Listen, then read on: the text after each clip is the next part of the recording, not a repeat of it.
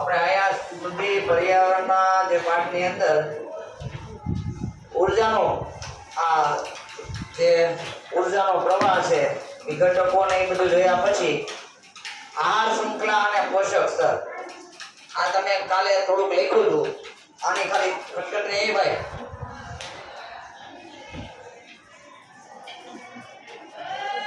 આની વ્યાખ્યા શૃંખલા આહાર શૃંખલા કોને કહેવાય? આહાર એટલે ખોરાક, શૃંખલા એટલે ખોરાકની સાંકળ. ખોરાકની સાંકળ તમે અહીંયા આ નમૂનામાં જોઈ જો. સજીવો તેમના ખોરાકની જરૂરિયાત માટે પરસ્પર એકબીજા ઉપર આધાર રાખે છે. એકબીજા ઉપર આધાર રાખે એટલે માનો કે વનસ્પતિ જ્યારે ખોરાક બનાવે તૃણભૂમિ આહાર શૃંખલા છે. આહાર એટલે ખોરાકની શૃંખલા. ઘાસ એવી રીતે ખોરાક બનાવે પ્રકાશ સંશ્લેષણથી પોતાનો ખોરાક પોતાની જાતે બનાવે. ઈ ઘાસ ખાય અને તીતી ઘોડો એટલે તમને કાલે કીધું તીતી ઘોડો એટલે તીડડા. ઈ જીવજંતુઓ ઘાસ ખાઈ જીવે. ઈ જીવજંતુઓને અથવા તીડને દેડકો ખાઈ જાય. દેડકામાંથી કોણ પોષણ મેળવે એનો ખોરાક તરીકે ઉપયોગ કરે? સાપ. સાપનો ખોરાક તરીકે કોણ ઉપયોગ કરે? સમડી. એટલે આનું નામ છે આહાર શૃંખલા. એવી બીજી આહાર શૃંખલા છે જંગલમાં હોય એની વાત કરી છે. બધી આવું બને એવું નથી. આ શૃંખલા જુદા જુદા પ્રકારની જુદી જુદી જગ્યાએ હોય. અને આ છે જંગલની આ શૃંખલા વનસ્પતિ. જંગલમાં વનસ્પતિ હોય. વનસ્પતિને કોણ ખાઈ જાય? ખોરાક તરીકે ઉપયોગ કરે હરણ. હરણનો ખોરાક તરીકે ઉપયોગ કરે વાઘ. એવી રીતે દરિયાની પણ આ શૃંખલા અલગ પ્રકારની હોય. દરિયાની અંદર પાણીની અંદર સૂક્ષ્મ જીવજંતુ હોય. એને નાની માછલી ખાય. નાની માછલીને મોટી માછલી ખાય. મોટી માછલી હોય પછી મગર પણ ખાય. એટલે આ શૃંખલા એ દરિયાની આવી રીતની આ શૃંખલા પણ બને. તો આ જુદા જુદા પ્રકારની આ શૃંખલા છે. જે આ શૃંખલાની અંદર જે 8 સ્તર છે એ બહુ અગત્યના છે. કે આ પોષક સ્તર છે. પ્રથમ પોષક સ્તર ઉત્પાદકો કહેવાય. લીલી વનસ્પતિને શું કહેવાય? ઉત્પાદકો. કાલે પણ તમને કીધું હતું કે આના બે રીતે પ્રશ્ન પૂછાય કે ઉત્પાદક તરીકે ખાલી જગ્યા હોય છે તો લીલી વનસ્પતિ, અને લીલી વનસ્પતિને ખાલી જગ્યા કહેવાય. બરાબર? ઉત્પાદક. અથવા પ્રથમ પોષક સ્તરે કોણ હોય છે? ઉત્પાદક. અને ત્યાર પછી એનો જે ઉપયોગ કરે વનસ્પતિનો એને પ્રાથમિક કક્ષાના ઉપભોગી કહેવાય. ઉપભોગી એટલે જેના ઉપર આધાર રાખે એ ઉપભોગી. આનો ભોગ જગા છે. આપણે ભોગ લગાવી દઈએ પ્રસાદી ચડે ભગવાનને એવા ભોગ ધીરો નહીં એમ પછી આપણે ખાઈએ. પણ આપણે લગભગ તો ઘણા ખરા તો ભોગ ધરતા નથી. અમુક તો ધાર્મિક સાથે જોડાયેલા હોય ને તો પેલા ભગવાનને ધરે ખાવાને, અને કાંઈ ન ધરે તો કાંઈ નહીં પણ અલગ અલગ હોય છે. અમુકને તો કાંઈ ખબર જ ન હોય. ભગવાન એક બાજુ હોય પેલા આપણે ખાઈ લઈએ. બરાબર? એમ નહીં. એટલે આ ઉપભોગી. ઉપ એટલે ઉપર આધાર રાખે એને ભોગવવાનો. એટલે આના ઉપરથી પોષણ મેળવે. ઉત્પાદકોને પ્રથમ ઉપભોગી ઉપયોગ કરે, ત્યાંથી દ્વિતીય ઉપભોગી અને તૃતીય ઉપભોગી. આ છે ને આ પોષક સ્તર કહેવાય. આહાર શૃંખલા કહેવાય. બે પ્રશ્ન અલગ અલગ છે. લાગે ઘણા સરખું. આ આહાર શૃંખલા છે અને આ પોષક સ્તર છે. આ પોષક સ્તરને ક્રમમાં વર્ણવો તો આ લખવાના છે ચાલે. બરાબર? પ્રાથમિક ઉપભોગી, દ્વિતીય ઉપભોગી અને તૃતીય ઉપભોગી, પછી ચતુર્થ ઉપભોગી. આમાં પ્રથમ પોષક સ્તર છે, દ્વિતીય, તૃતીય અને ચતુર્થ પોષક સ્તર. તો આ રીતે આ જોયા પછી આમાં લખ્યું છે ને ઉર્જાનું વહન. ખાસ ઉર્જા એટલે શક્તિ. તમે જુઓ ને આ જે શૃંખલા છે ને આ ક્રમમાં જે પોષક સ્તર એમાં એક જ માર્ગમાં ઉર્જાનું વહન થાય. એક માર્ગમાં લગાલે કીધું આમાંથી ઉર્જા શક્તિ, કાર્ય કરવાની ક્ષમતા, ઉર્જા પ્રાથમિક ઉપભોગીમાં જાય, ત્યાંથી ઉર્જા દ્વિતીય ઉપભોગીમાં જાય, પછી ચતુર્થ પોષક સ્તરે જાય, અને એમ એક જ માર્ગે ઉર્જાનું વહન થાય. આ તમે બધા લખી લીધું છે. બરાબર ને? હવે આગળ વધીએ. જો આ લખ્યું ઉત્પાદકો પ્રથમ પોષક સ્તરે હોય એ કાલે વાત કરી. ઉપભોગીઓ ખોરાક સ્વરૂપે અન્ય સજીવોમાંથી ઉર્જા મેળવે. નિવસન તંત્રમાં ઉર્જાનો પ્રવાહ એક માર્ગીય છે. અહીંયા સુધી પહોંચ્યા પછી હવે પછીનો ટોપિક ઉર્જાના વહન ના અભ્યાસ પરથી એની સમજૂતી આપી છે. આપણે જે લખ્યું ને એની સમજૂતી છે કે લીલી વનસ્પતિ પ્રાપ્ત સૌર ઉર્જાના લગભગ 1% ભાગનું પર્ણ દ્વારા શોષણ કરી ખાદ્ય ઉર્જામાં રૂપાંતર કરે. એટલે લીલી વનસ્પતિ સૂર્ય ઉર્જાનો માત્ર કેટલા ટકા ભાગ ઉત્પન્ન કરે, ઉપયોગ કરે? 1%. હજી 99% ઉર્જા સૂર્યની પૃથ્વી પર એમ કરી દે. વનસ્પતિ 1% ઉપયોગ કરે, એમાંથી માત્ર 1%. એટલી તાકાત છે સૂર્ય ઉર્જામાં. સૌથી મોટામાં મોટો ઉર્જાનો સ્ત્રોત કોણ છે? સૂર્ય. આ પૃથ્વી ઉપર સૌથી દુનિયામાં, પૃથ્વી ઉપર નહીં તો બસ બ્રહ્માંડમાં સૌથી મોટો ઉર્જાનો સ્ત્રોત હોય તો કોણ છે? સૂર્ય ઉર્જા. એ સૂર્યની ઉર્જામાંથી ઉર્જા શેમાં જમા થાય? વનસ્પતિમાં. શેમાં જમા થાય? એવી વનસ્પતિ એક જ ડાયરેક્ટ સૂર્ય ઉર્જાનો ઉપયોગ કરી શકે છે સીધો ખોરાક બનાવવા માટે. એટલે વનસ્પતિ દ્વારા શોષણ કરી ખાદ્ય સ્વરૂપમાં રૂપાંતર થાય, ખોરાક સ્વરૂપમાં સંગ્રહ કરે. ઉર્જાનો પણ એક સ્તરમાંથી બીજા સ્તરમાં થાય ત્યારે ઉર્જાનો વ્યય થાય છે. જો લીલી વનસ્પતિમાંથી તૃણાહારી સજીવો ખોરાક મેળવે તો પૂરેપૂરી આ વનસ્પતિમાં જેટલી ઉર્જા હોય એટલી સીધી તૃણાહારી સજીવને ન મળી જાય. થોડી વચ્ચે ઉર્જાનો શું થાય? વ્યય. વ્યય થવો એટલે શું? વ્યય થવો એટલે વ્યય એટલે શું? હા, તમે ઘણા એમાં સમયનો વ્યય કરતા હોય, બગાડ દો, નકામી જવી, જેનો ઉપયોગ ન થાય વ્યય થયો કહેવાય. આપણે ઘરમાં હોય નહીં ન હોય અને પંખા ચાલુ રાખી ટ્યુબલાઇટ ચાલુ રાખી શું થાય? ઉર્જાનો એમાં વનસ્પતિમાં જેટલી ઉર્જાનો સંગ્રહ થયો છે એ બીજા સ્તરે જાય.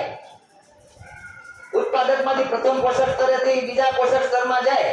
એટલે કે લીલી વનસ્પતિનો જેટલા સજીવો ઉર્જાનો ઉપયોગ કરી તમામે તમામ ઉર્જા ઓલા દરેક સજીવમાં જતી નથી. થોડીક ઉર્જાનો વચમાં વ્યય પણ થાય છે. ઉપભોગીઓ વધારે ઉર્જાનો ઉપયોગ કરે, વ્યય કરે. સોરી, આ ઉપભોગી છે ને વનસ્પતિમાંથી ઉપયોગ કરીને એને સજીવો કાઢીને બીજા સજીવો કાઢે એમાં વધુ ઉર્જાનો વ્યય થાય છે. અને લગભગ પ્રાપ્ત ઉર્જાના 10% ઉર્જા, સમજો જે ટોટલ ઉર્જા પ્રાપ્ત કરી સૂર્યમાંથી વનસ્પતિએ એની 10% ઉર્જા એક પોષક સ્તરમાંથી બીજા પોષક સ્તરમાં જાય છે. 10% જ માત્ર ઉર્જા ઓલા જાય. વનસ્પતિમાંથી પ્રથમમાંથી બીજા પોષક સ્તરમાં કેટલી ઉર્જા જાય? 10%. બાકીની ઉર્જાનો શું થાય વચ્ચે? દાખલા તરીકે લીલી વનસ્પતિ, હું તમને ઉદાહરણ આપું, તમને વ્યય કેમ થતો હોય? લીલી વનસ્પતિ છે જે ઉગેલી છે, તો દાખલા તરીકે મકાઈ છે તો મકાઈને આપણે ખવડાવી પશુને, બરાબર? પણ ઘણીવાર એવું થાય કે બહુ વધારે મકાઈ ઉવાઈ ગઈ હોય અને કુટિયામ જ ન હોય ખેતરમાં, હે ને? કુટિયામ જ ન હોય તો અમુક છોડ તો વધે સુકાઈ જાય, પાકી જાય, થઈ જાય ને? તો એ પછી પડે, એ વ્યય થયો કહેવાય. એટલે એવી રીતે વ્યય થાય. એટલે 10% ઉર્જાનો ઉપયોગ થાય છે. આ યાદ રાખજો આંકડો 10%. એક પોષક સ્તરમાંથી બીજા પોષક સ્તરમાં જે લગભગ અત્યારે પ્રાપ્ત ઉર્જા છે એનો 10% ઉપયોગ થાય સ્તરમાં જાય છે. ઉત્પાદકોના સ્તરમાં સજીવોની સંખ્યા સૌથી વધારે. સજીવો એમાં વધારે છે. ઉત્પાદકો કોણ છે? કોને યાદ છે? ઉત્પાદકો કોણ છે અત્યારે પૃથ્વી ઉપર? ઉત્પાદકો કોણ છે? કોણ છે? બોલો, આને એક ખબર છે. ઉત્પાદકો કોણ છે? એમાં બીટા. આ પૃથ્વી ઉપર ઉત્પાદકો એક જ છે, લીલી. પણ કેટલા પ્રકારની પૃથ્વી ઉપર? અસંખ્ય છે ને. એની સંખ્યા કેટલી? સૌથી વધારે. પૃથ્વી ઉપર ઉત્પાદકોની સંખ્યા સૌથી વધારે. એટલે આ લખ્યું છે સજીવોની સંખ્યા સૌથી વધારે છે અને ઉચ્ચ માંસાહારીના સ્તરે સજીવની સંખ્યા સૌથી ઓછી. જે ઉચ્ચ કક્ષાના છેલ્લે માંસાહારી દીપડા, સિંહ, વાઘ ને એની સંખ્યા સૌથી ઓછી. આપણે ગણતરી થાય કે ભારત, ગુજરાતમાં ને આખા ભારતમાં 700 સિંહોની સંખ્યા છે, વાઘની સંખ્યા એટલી છે, ખબર ને? એની સંખ્યા સૌથી ઓછી. કોણ સૌથી વધારે? ક્યાં સજીવોની સંખ્યા સૌથી વધારે? ઉત્પાદકો, તે લીલી વનસ્પતિ. અને સૌથી ઓછી કોની? માંસાહારી સ્તરની. સૌથી ઉચ્ચ માંસાહારી સ્તર ઉપરનો સમડીને ગીધ ખાઈ મેળ્યું, પણ ગીધને કોઈ ન ખાય. હરણ ઘાસ ખાય, ઘાસ હરણ ખાય, હરણને કોણ ખાય? વાઘ ખાઈ જાય, સિંહ ખાઈ જાય, સિંહને કોઈ ન ખાઈ જાય. સિંહ મૃત્યુ પામે ત્યારે પછી જમીનમાં ભળે, બાકી એમ કોઈ ન ખાય. એટલે અમુક જગ્યાએ પોષક સ્તર એના સજીવોની સંખ્યા ઓછી, એટલે એ અહીંયા લખેલું. તો આ આપણે અહીં સુધી લખી રાખ્યું ને તમે બધાય. અહીં સુધી લગાડો ને. હવે આહાર ઝાડ. આહાર ઝાડમાં જો ઝાડ એટલે હું, આહાર એટલે તમને બધાને ખબર છે. આહાર એટલે હું ખોરાક. આહાર એટલે બોલતા રહેજો ખબર હોય એટલું તો. આહાર એટલે હું અને ઝાડ એટલે ઝાડે જેવી રચના. આ ખાલી આમ સીધે સીધું નથી આહાર ઝાડ. મેં તમને આગળ સમજાવ્યું. એક ઉદાહરણ આપ્યું મેં કે ભાઈ લીલી વનસ્પતિને કીટક ખાય, કીટકને દેડકા ખાય, દેડકાને સાપ ખાય, સાપને સમડી ખાય, સમડીને ગીધ ખાય. પણ એવું થોડું છે કે બધી લીલી વનસ્પતિને કીટક ખાઈ જાય. આપણે ડાયરેક્ટ નથી ખાતા. કોથમી ખાઈ છે ને તો શું કહેવાય આપણે?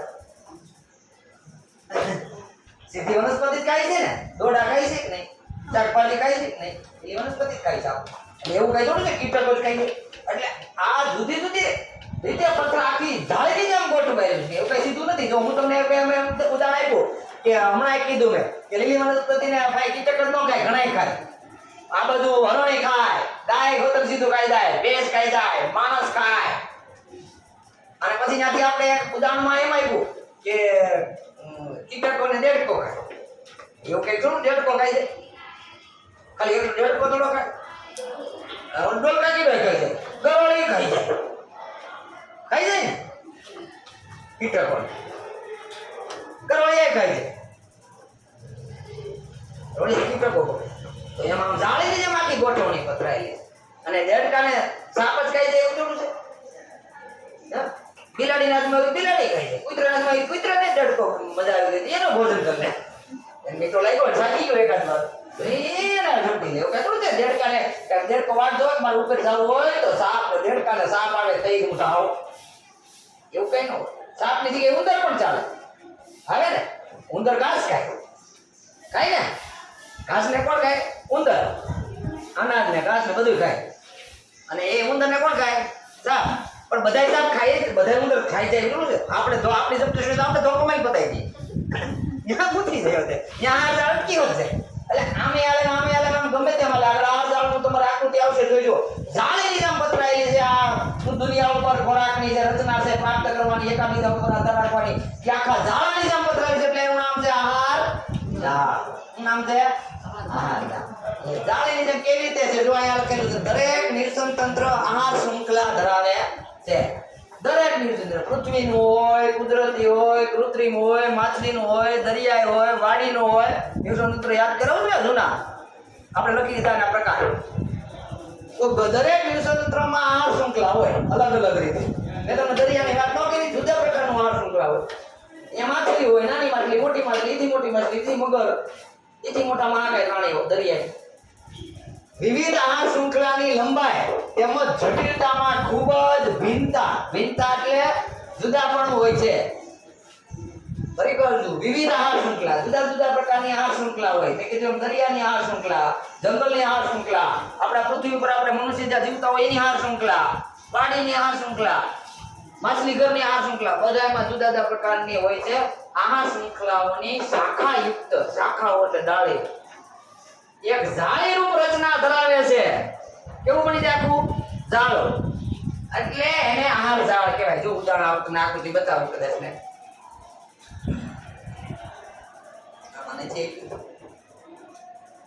આપણા ચોપડીના પુસ્તકમાં આહાર શૃંખલા દ્વારા ઉર્જાનું સદાય જોઈ લેવો જોઈએ.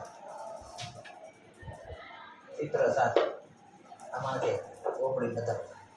આપણે પાઠ્ય પુસ્તકના પાનામાં જોવો જોઈએ આ શૃંખલા છે દોરેલી આકૃતિની શાખા દ્વારા. કેટલા પાના ઉપર છે? હા, આમાં છે 259. આપણે 200 નવા વિજ્ઞાનમાં 211 ઉપર જોવો જોઈએ. દેખાય? આ તમે આ આકૃતિમાં બધા જોવો પાના નંબર 211 ઉપર. હવે 211 ઉપર એકદમ જોવો ને તો અલગ અલગ દેખાય. જો પેલા નીચે આ બાજુ નબી વનસ્પતિ છે લીલી છે ને નીચેના સ્ટેપમાં. હવે દરેક લીલી વનસ્પતિને અલગ અલગ આમ જો આનો આ ઉપયોગ કરે, આનો આ ઉપયોગ કરીને એમ જો આખી ઝાડવાની જેમ જટિલતાથી સંકળાયેલું છે. દાખલા તરીકે પેલું ઉદાહરણ છે લીલી વનસ્પતિ છે કીટક એને વીછી ખાય છે. દેખાય છે? વીછી જેવું દોર્યું છે ને? એને કોણ ખાઈ જાય? કીટકોને માછલી છે ને? બતાવ્યું છે ને? માછલીને એની પછી આગળ માછલી પકડે ઓલું બગલો ખાઈ શકે. અને બગલા જેવા હોય પ્રાણી હોય ને પાછો જી કે વાપકાઈ જાય. એનું એ છે એવું નથી આમ જ હાલે. આ શૃંખલાની નીચે બાજુ કીધું માનો કે એક વનસ્પતિ છે નાની, એને કીટકો ખાય છે, કીટક જેવું બતાવ્યું છે, અને દેડકો ખાય છે, દેડકાને સાપ ખાય, અને સાપ પાસે જો બે એરા ફાટ્યા, દેડકાને ભાઈ ડાયરેક્ટ બગલા ભાઈ પણ આરોગી જાય હે ને. હે દેડકાને સાપ પણ ખાઈ શકે, અને સાપને મોર પણ ખાય ને ચમડી પણ ખાઈ શકે. દેખાય છે ને? સાપ પાડતા ને એરા બે અલગ ફાટ્યા, એક મોર ભાઈ પાડી ગયા અને એક ગયા ચમડી પણ. એટલે જેની ઝપટે આવે મહા શૃંખલા આમ ઝાડાની જેમ પથરાયેલી છે, એટલે તેનું નામ છે હાર ઝાડ. એની પછી જોવો તમે વનસ્પતિને એવું નથી જો કીટકો ખાય છે, એક બાજુ નાનું એવું જો બિંદરી જેવું પ્રાણી છે ને, ઉંદર છે, સોરી ઉંદર છે, એક બાજુ સસલું છે અને ડાયરેક્ટ મોરે વનસ્પતિ ખાય. જો એક એનો સીધો મોર પાઈ ગયો, એક ડાયરેક્ટ તો બકરી પાઈ ગયો, વનસ્પતિને બકરી ખાઈ જાય, ગધેડો ખાઈ જાય. અને ડાયરેક્ટ એવી રીતે જુદી જુદી રીતે એકબીજા સાથે જોડાયેલા છે. પછી ઉંદરની આને તો જો, ઉંદરને તો જો ઉપર ઓલી વાત જોઈ બેઠી બિલાડી ખાય, એક સીધું ઓલું બાજ નામનું જો પક્ષી છે, કેવું ઓલું આપણે શું કે ઘુવડ, આ ગુડ છે ભાઈ, ઈ નહીં ઘુવડ ખાઈ જાય ડાયરેક્ટ. એ તો ખબર ને તમને, ઘુવડનો ખોરાક જ ઉંદર છે. રાતે પણ એને ખબર પડી જાય, અવાજ ઉપરથી તરાપ મારે અને ઉંદરને પકડી લે. એનાથી રાતનું જ કામ પ્રોગ્રામ એનો ઘુવડનો ખોરાક મેળવવાનો રાતનો પ્રોગ્રામ, દિવસે એ બહાર નો નીકળે. પહેલું કઈ ઘુવડ દિવસે નહીં. પછી જો એને ઉંદરને સાપે ખાઈ જાય, સાપની ઝપટે સીડો. અને હજી આમાં નથી બતાવ્યું, બાકી આપણને ખબર છે કૂતરાય ખાઈ જાય, બિલાડી હાથમાં આવે બિલાડી ખાઈ જાય, અને આપણા હાથમાં આવે તો એમનો રામ બોલો ભાઈ રામ થઈ જાય ઉંદરનું. એટલે આ આખી તો ને ઝાડાની જેમ પથરાયેલી છે ને, એટલે આનું નામ છે એક લખીએ ને શાખાયુક્ત એક જાળીરૂપ રચના ધરાવે છે, એટલે એને આહાર જાળ કહેવાય. અને એ આહાર જાળમાં હા બાકી છે લખાવ હમણાં તો આહાર શૃંખલા દ્વારા ઊર્જા એટલે શક્તિ અને પોષક દ્રવ્યો એવું આ બધા ખબર છે કે આહાર શૃંખલા દ્વારા શેનું વહન થાય? એક સ્તરમાંથી બીજા સ્તરમાં જાય ને. પહેલું સ્તર કોણ? યાદ કરો જે ઉત્પાદકો. કોણ પહેલું સ્તર? પછી પ્રાથમિક ઉપભોગી, પ્રથમ કક્ષાના ઉપભોગી, પછી દ્વિતીય કક્ષાના ઉપભોગી, પછી તૃતીય સ્તર. સ્તર ગણાય પ્રથમ, દ્વિતીય, તૃતીય, ચતુર્થ, 4 સ્તર. એમાં પહેલા ઉત્પાદકો, પછી પ્રથમ કક્ષાના ઉપભોગી, પછી દ્વિતીય કક્ષાના ઉપભોગી, પછી તૃતીય કક્ષાના ઉપભોગી. રેડી? તો આમાં શું થાય છે તો કે એમાં ઊર્જા અને સાથે સાથે પોષક દ્રવ્યો ક્રમશઃ કયા સ્તરમાં જાય? ઉપલા પોષક સ્તરમાં વહન પામે છે. હવે આ બધા એમ જાણો છો ને તમે, ઊર્જા અહીં સીધો બે છે અરુણ, એટલે તમે ગાંઠા મળતા છે, એને તમને થતું હોય છે કે હું એ હાલે છે. આમ તો ગુજરાતીમાં જ બોલું છો અરુણ, સમજ ને યાદો આડો હતા છે. પોષક દ્રવ્યો એટલે ખબર પડે? પોષક શબ્દનો અર્થ ખબર? આપણને પોષણ મળે એવો, દ્રવ્ય એટલે પદાર્થ. આપણે દ્રવ્યના બનેલા છે, આપણે આખા દ્રવ્યના બનેલા છે. આપણને શરીરને પોષણ મળે ને એને પોષક દ્રવ્યો કહેવાય. એમાં ચરબી આવે, વિટામિન આવે, કાર્બોદિત આવે, આ બધા ઘટકો આવે શરીરને પોષણ. એટલે આ પોષક દ્રવ્યોનું શું થાય? વહન. એક સ્તરમાંથી આ યાદ રાખવાનું, ક્રમશઃ ઉપલા સ્તરમાં વહન થાય, વિરુદ્ધ રિવર્સ નો હાલે. ચોથા સ્તરમાંથી પહેલા સ્તરમાં નો આવે, પહેલા સ્તરમાંથી બીજા પોષક સ્તરમાં, બીજા પોષક સ્તરમાંથી ત્રીજા, ત્રીજામાંથી ચોથા. તેમાં જો કોઈ જીવ એટલે સજીવ અવિઘટનીય આ જ્યારે ખોરાક એક સ્તરમાંથી બીજા સ્તરમાં, બીજા સ્તરમાંથી ત્રીજા સ્તરમાં ખોરાકનું વહન થાય, પોષક દ્રવ્યનું વહન થાય, એમાં જો ક્યારેક જૈવ અવિઘટનીય એટલે કે જેનું કોઈ ખબર પડે જીવ દ્વારા એટલે કે સજીવ દ્વારા વિઘટન ન થઈ શકે. વિઘટનનો અર્થ સમજાઈ દીધો છે ને? વિઘટન એટલે કાર્બનિક પદાર્થનો અકાર્બનિકમાં ફેરવી નાખે. આપણે કાલે જોયા વિઘટકો કોને કહેવાય? હા. અને આ જો જેનું વિઘટન ન થાય એને અવિઘટની સજીવ દ્વારા વિઘટન. દાખલા તરીકે આપણે ભણીએ છીએ ને તો પણ ખબર છે આ પૃથ્વી ઉપર તમારી પાસે કોઈ જૈવ અવિઘટની પદાર્થ છે તમારી પાસે હાલમાં? હે છે? આ શું છે? આનું વિઘટન થાય? આને જમીનમાં દાટી દો તો પાછી હદી પછી કાઢો કે મહિના પછી કાઢો તો આવું આવું નીકળે, હાડી જાય, કોવાઈ જાય. આનું સજીવ દ્વારા વિઘટન થાય?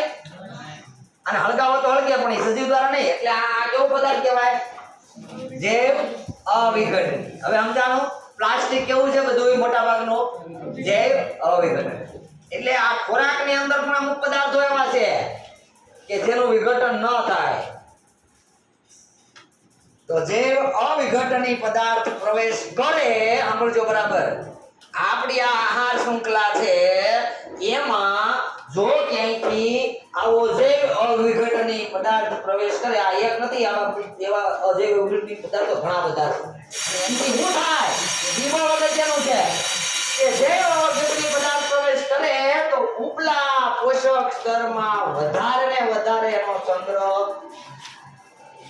થતો જાય અને જેને જૈવિક વિશાલન કહે છે. આપણે એવો પદાર્થ ખાતા જઈએ, એવો પદાર્થ ખાઈએ કે આપણા શરીરની અંદર આપણે પ્રથમ કક્ષાના ઉત્પાદકો નથી. આપણે છીએ નહીં? આપણે ઉત્પાદકો છીએ નહીં? આપણે કઈ કક્ષામાં આવીએ? પ્રથમ કક્ષા. પહેલા પોષક સ્તરમાં ઉત્પાદકો, બીજામાં આવે દ્વિતીય પોષક સ્તરમાં આપણે આવીએ. અને પ્રાથમિક કક્ષાના પ્રથમ ઉપભોગી કહેવાય. આપણે કેવા ઉપભોગી? પ્રથમ ઉપભોગી આપણે છીએ. તો પ્રથમ ઉપભોગીમાં આપણા શરીરમાં માનો કે કોઈ જો વનસ્પતિના કે આપણા ખોરાક દ્વારા આપણા શરીરમાં આવો જૈવ અવિઘટની પદાર્થ જમા થતો જાય, આપણને ખબર નથી. ઘણીવાર ખ્યાલ બાળવો અને ઘણીવાર ખ્યાલ હોવા છતાંય તો આપણા શરીરમાં એનું પ્રમાણ ધીમે ધીમે વધતું જાય. દાખલા તરીકે તમને એક ઉદાહરણ આપું સરસ મજાનું. અત્યારના આધુનિક યુગમાં કે સાહેબ એમાં તો કઈ ખબર ન પડી એવું હું આપણા શરીરમાં જમા થાય. તો અત્યારે મોટા ભાગના શાકભાજી, લીલી વનસ્પતિ, ટોટલી દવા અને રાસાયણિક ખાતર અંદર ભરેલું હોય. એનો જે પદાર્થ છે એનો પદાર્થ દેખાતો નથી, વિઘટન થઈ શકતો નથી. આ ઝેરી પદાર્થો જે આમાં ભેળ ભળીને અંદરથી ખોરાક એનો શું થતું જાય? શું થતું જાય એમાં? એનો વધારે એકને એક વસ્તુ ખાધી રાખી કે આપણે એકને એક નહીં ખોરાક ખાઈએ તો વધારે વધારે જૈવિક વિશાલન. એક માર્ક કે બે માર્કમાં પ્રશ્ન પૂછાય જૈવિક વિશાલન એટલે શું? આ એક અલગ જૈવિક વિશાલન વિશે સમજાવવાનું. કેવો પદાર્થનો સંગ્રહ થાય ખાલી એટલું યાદ રાખવા માટેની સિસ્ટમ આમાં ગોઠવી પડે. ગોખાય નહીં કે આ શૃંખલા દ્વારા ઘણા તો સ્પેલિંગ પાક કરતા એમ પાક કરે નો થાય. આ શૃંખલામાં જ આ જૈવિક વિશાલન આવે. જીવની વાત છે તો આમાં આ યાદ રાખવાનું કે ક્રમશઃ આ તો ખબર જ હોય બધાને ઉપલા પોષક સ્તરમાં વન પામે. આ યાદ રાખવાનું જેમાં કોઈ જૈવિક અવિઘટનીય પદાર્થનો સંગ્રહ થતો જાય વધુ ને વધુ, એનું પ્રમાણ શરીરમાં વધે તો એને કહેવાય જૈવિક. આ શબ્દ આવવો જોઈએ. જૈવ અવિઘટનીય પદાર્થ જે પોષક સ્તરમાં સંગ્રહ વધુ ને વધુ પામે એને કહેવાય જૈવિક વિશાલન. જો આપણા શરીરમાં આવા ઝેરી દ્રવ્યો નો સંગ્રહ થાય જેના કારણે અત્યારે ભારતને દેશમાં ભયાનક જે રોગ છે તેનું નામ છે કેન્સર, એ આના કારણે. પછી ખબર પડે આ કેન્સર આવા અવિઘટની પદાર્થનો સંગ્રહ થવાથી થાય. ઘણીવાર નુકસાન નું એમ પથરી થાય એવું છે. પાણી પીધે રાખવું એમાંથી થાય. આ ખોરાકમાં પાણીમાં ક્ષાર આવે એ જમા થતો જાય, પથ્થર જેવી રચના થાય. પથરી એ સંગ્રહ જે હોય ને ઝીણા ઝીણા કે એક પાણી શરીરમાં ભગવાન નાખ્યો તેથી કે હા આવડો મોટો પથ્થર નીકળ્યો 5 mm 7 mm એમ જ નામ. આવો કાંકરો નીકળે કેવો હોય ખબર છે? તમે હથોડી મારો ને કોઈ તૂટે નહીં એવો પેટની પથરીની અંદરથી જે પથરી મેં તો જોયેલી છે. તમે પથ્થર મારો તો તૂટે નહીં. બોલો. અને એ પેટમાં એવો પાણો બન્યો ક્ષારનો અને ઈ જૈવિક કિસાન જેવું જ પાક છે પણ ઈ આવું વિઘટન ન થાય એટલે ચારનું ઈ પોષક તો ઈ પાણીમાંથી ગમે એમાંથી સંગ્રહ થયો એમ રીતે કોઈ પણ પદાર્થનો સંગ્રહ થાય ને જૈવિક કિસાન કહેવાય. જો આ લખ્યું છે કૃષિના પાકને રોગ અને જંતુથી બચાવ આવ્યું ને મેં કીધું હતી. દવાનો છંટકાવ કરવામાં આવે છે તે પાકમાં અને ત્યાંથી તૃણાહારી અને માંસાહારી સજીવો પ્રવેશ કરે છે અને આ રસાયણનું વિઘટન થઈ શકતું નથી અને ઉપલા પરસેટ પરમાણુ સંગ્રહ પામે છે. એના કારણે કેન્સર જેવા ભયાનક રોગ થાય. પણ હવે આ લોકો સમજ્યા નથી અને જેથી સમજતા તેથી કેન્સર નો હતો, દવાઓ હતી જ નહીં.